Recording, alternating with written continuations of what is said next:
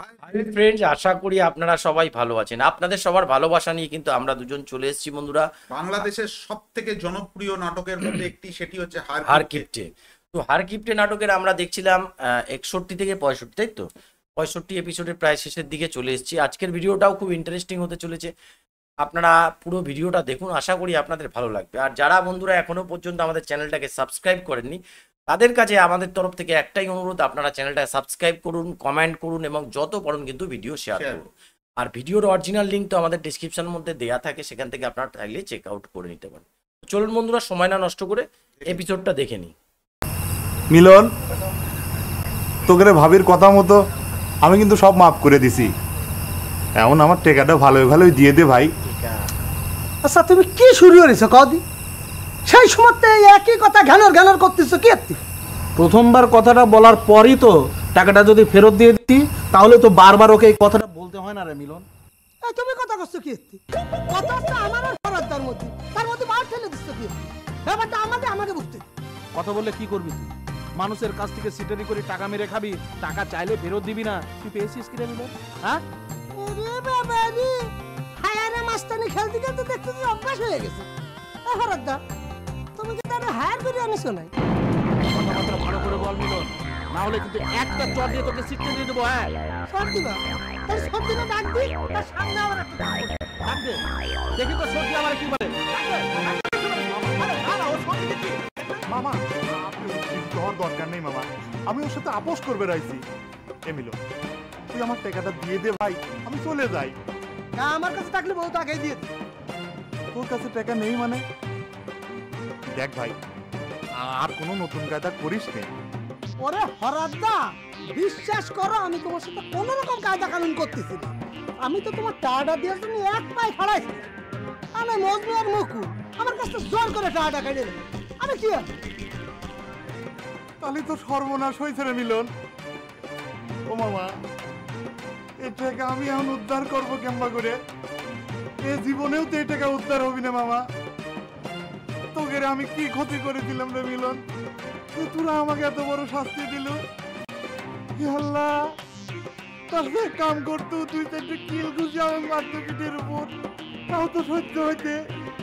হে খোদা, আমি এই শোক বলবো কেমবা করে? 1000 টাকা রে মিলন।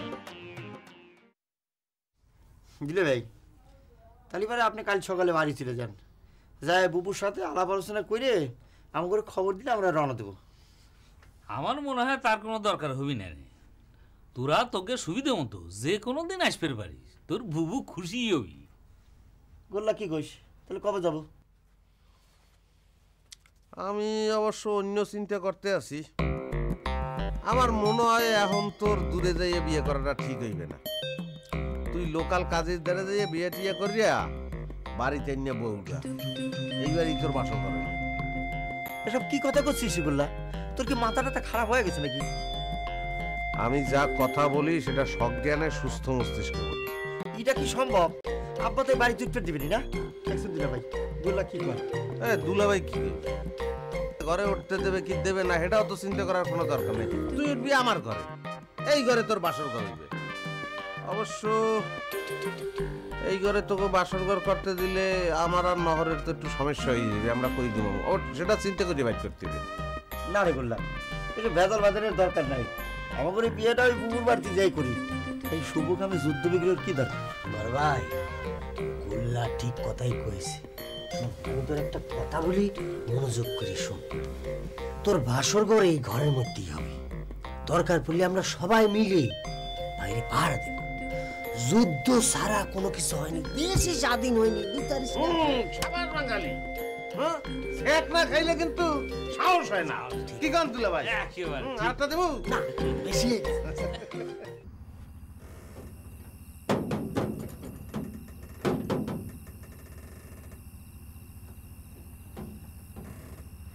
আপনার সাথে একটু প্রয়োজন ছিল মজনু সাহেব। আমার সাথে আবার কিসের প্রয়োজন? তোমার স্বামী দেখলে রাগ হবি না?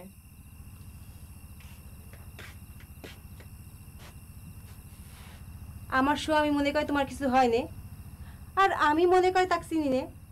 বারবার তার কথা কয়া আমার ভয় দেখাও কে? কও তো। ঠিক আছে যাও, দেখাইলাম না ভয়। কও কি প্রয়োজন?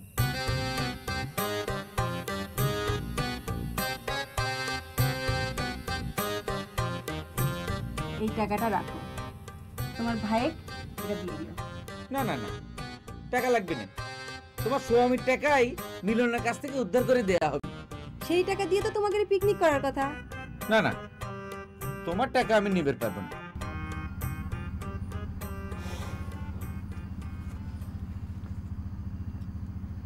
দেওর ননদ শ্বশুর শাশুড়ি নিয়ে আনন্দ করার কপাল তো আমার ভাগ্যে হইল না। কত স্বপ্ন দেখতাম আমার দেবর আমাকে জ্বালাবি, ননদ আবদার করবি,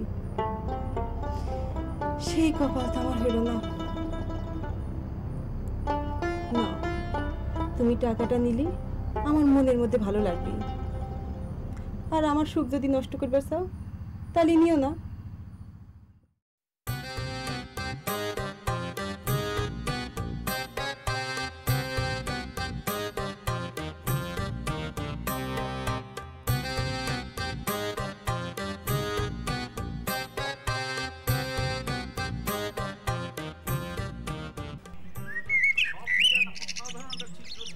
যার কথা মনে করে এখন চোখের পানি ফেলাচ্ছ, তাহলে তাক বিয়ে না করে অন্য একজনে বিয়ে করতে রাজি হয়েছু কে রে রেশমা? আমি তো তাক নিয়েই স্বপ্ন দেখতেছিলাম রে চুমকি, কিন্তু তার তো নিজের উপরে কোনো বিশ্বাস নাই। আমি সব সহ্য করবে পারবো, কিন্তু আমার আমার আব্বার অপমান আমি সহ্য করবে পারবো না রে চুমকি, তাতে আমার যতই কষ্ট। ফজর আর নহরের যে কিছু করার ক্ষমতা নাই সে কথা জানিয়ে শুনেই তো আমরা তাগারে ভালোবাসিছি রে রেশমা। এখন যদি তুই ওই ডিপ্লোমা ইঞ্জিনিয়ার পায়ে তাক বিয়ে করিস, তাহলে তো সকলেই কবি যে ভালো পাত্র পায়ে তুই নহরেক ছাড়ি গেলি। আমার মন তো জানে যে বাপ আমার মুখের দিকে তাকায় এত কিছু সহ্য করে নিছে, সেই বাপের মুখে আমি কিরাম করে চুনকালি দেই কসম কি? নহর যদি নহরের বাপ মাক রাজি কইরে আমার বাপের কাছে নিয়ে আসবে পারে, তাহলে আমি এই বিয়েতে রাজি আছি। নহরের বাপ মা যদি প্রস্তাব নিয়ে যায় তাহলে তুই নহরেক বিয়ে করবো রে রেশমা। কিন্তু নহর তো অন্যরকম কথা কলো। কি কইছে সে? নহর কলো তোর সাথে একবার দেখা করার জন্য আর একটা কথা করার জন্য নাকি মিলনের তোর কাছে পাঠাইছিল। তুই নাকি কয়া দিছু যে তার সাথে তোর কোনো সম্পর্ক নাই। জানে যে বাপ আমার মুখের দিকে তাকায় এত কিছু সহ্য করে নিছে, সেই বাপের মুখে আমি কিরাম করে চুনকালি দেই কসম কি? নহর যদি নহরের বাপ মাক রাজি কইরে আমার বাপের কাছে নিয়ে আসবে পারে, তাহলে আমি এই বিয়েতে রাজি আছি। নহরের বাপ মা যদি প্রস্তাব নিয়ে যায় তাহলে তুই নহরেক বিয়ে করবো রে রেশমা। কিন্তু নহর তো অন্যরকম কথা কলো। কি কইছে সে? নহর কলো তোর সাথে একবার দেখা করার জন্য আর একটা কথা করার জন্য নাকি মিলনের তোর কাছে পাঠাইছিল। তুই নাকি কয়া দিছু যে তার সাথে তোর কোনো সম্পর্ক নাই। মিলন তো এসে আমাকে নহরের কোনো খবর দেয় নাই, সে তো উল্টা নহরের নামে বদনাম করে গেল। ও বুঝেছি, মিলন ভিলেনি করিছে। আচ্ছা, আমি যদি তোর আব্বার সাথে কথা কই তুই কি রাগ হবু? রাগ হওয়ার কি আছে, কিন্তু আমার একটাই কথা, আমার আব্বার অমতে আমার আব্বার মনে দুঃখ দিয়ে আমি কোনো কিছুই করবে পারবো না রে ঝুমকি।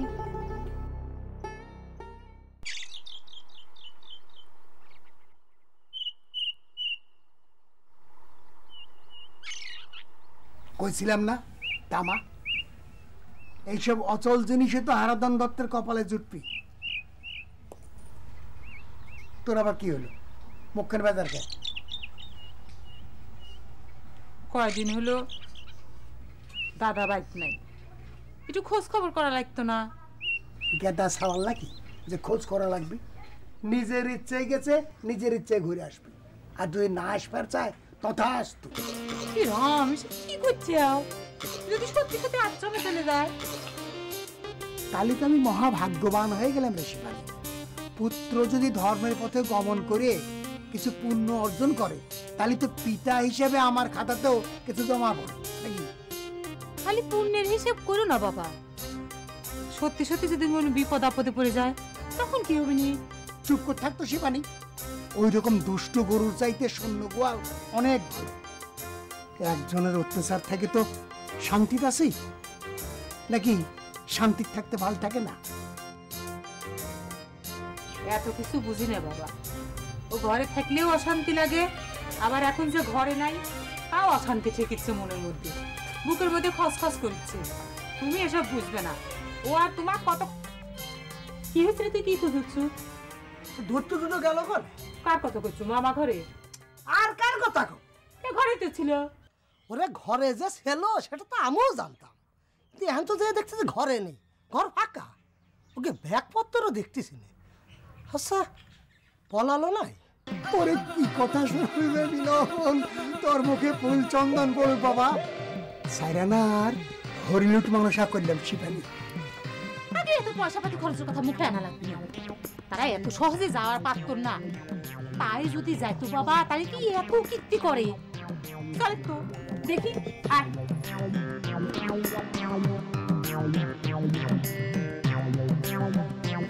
বাবা আপদ বিদায় হয়েছে, এখন বুক ভরে শ্বাস নেব।